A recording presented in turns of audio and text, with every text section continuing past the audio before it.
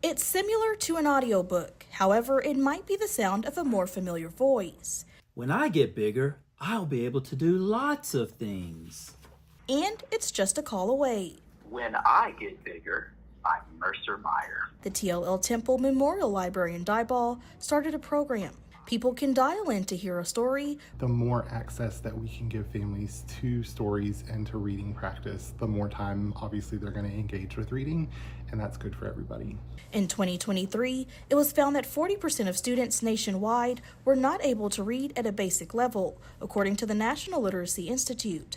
The issue is why the principal and librarian of Diboll Junior High wanted to help. We have libraries in all of the classrooms, so we are definitely big on promoting literacy and reading. Principal Jason Bollock says there isn't much of a story behind his book selection, but he had some skills to share. Now, I had some theater arts background, so they didn't know about any of that stuff.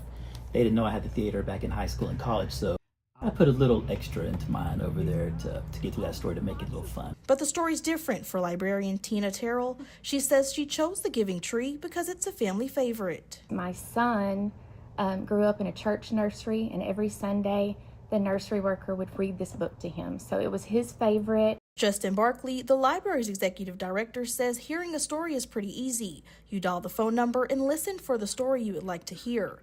Then press the number it's assigned to. Thank you for calling Dial a Story. We consider listening to a story the same as reading. If you're exposing kids to vocabulary and letting them practice and hear those ideas, it's just as good as them sitting and reading it off the paper. Barkley says they plan to keep the program year-round and change stories every month and eventually add audio for adults.